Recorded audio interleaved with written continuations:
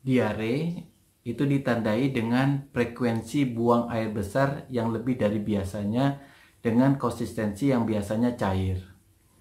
Mungkin setiap orang pernah mengalami diare. Diare itu bisa berlangsung akut, tiba-tiba dalam jumlah yang banyak, atau berlangsung kronis, yaitu lebih dari 1 bulan. Kalau yang akut biasanya disebabkan karena makanan atau minuman kita itu terkontaminasi oleh bakteri, oleh virus atau parasit. Sedangkan diare yang bersifat kronis biasanya disebabkan oleh psikosomatis, bisa juga oleh inflamasi pada usus yang kita sebut dengan kolitis atau irritable bowel syndrome. Nah, ada penyakit infeksi juga yang bisa mengakibatkan seseorang mengalami diare kronis, misalnya tuberkulosis pada usus besar. Hal ini kita berbicara tentang diare yang bersifat akut.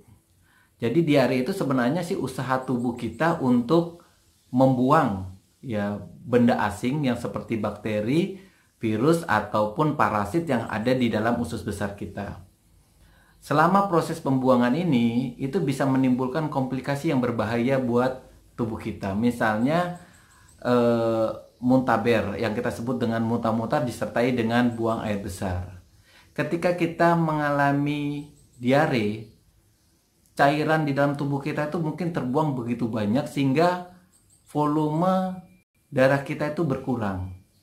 Ketika volume darah kita berkurang, itu mengakibatkan aliran darah ke organ tubuh kita, terutama ke otak, itu juga akan berkurang. Itu yang merangsang pasien untuk muntah-muntah karena rasa pusing yang diakibatkan oleh aliran darah ke susunan saraf pusat berkurang.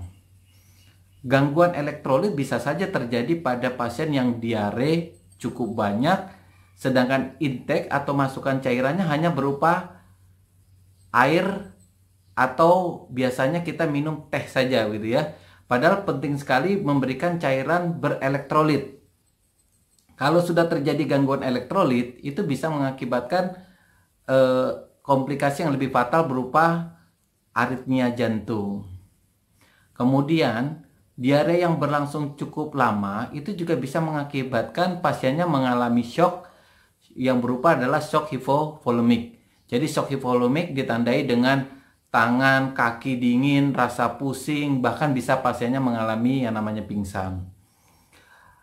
Gangguan ginjal akut ini bisa saja terjadi jika volume cairan yang keluar lewat buang air besar tidak diatasi dengan pemberian cairan yang adekuat, yang mengakibatkan aliran darah ke ginjal itu mengalami penurunan yang hebat sehingga terjadi fase yang disebut pasiennya tidak buang air kecil sama sekali, atau fase pasiennya mengalami frekuensi buang air kecil yang menurun.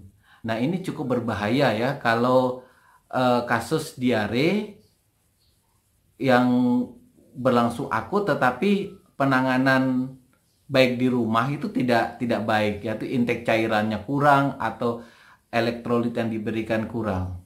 Jadi rekan-rekan, untuk mengatasi kasus diare yang berlangsung mungkin di rumah, itu pertama pastikan bahwa cairan yang masuk itu adalah cukup. Yang kedua, cairan yang masuk di samping cukup juga harus berisi elektrolit. Nah, biasanya kalau kita membuat elektrolit sendiri adalah pertama 1 sendok garam dapur, kemudian 2 sendok gula pasir, dan 1 gelas air.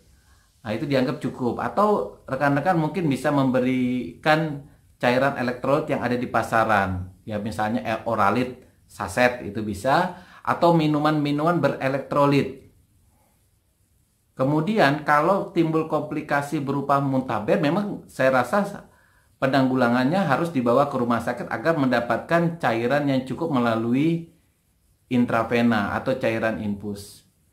Demikian rekan-rekan, jika terjadi kasus-kasus diare di rumah, jangan lupa subscribe, like, dan kasih komentar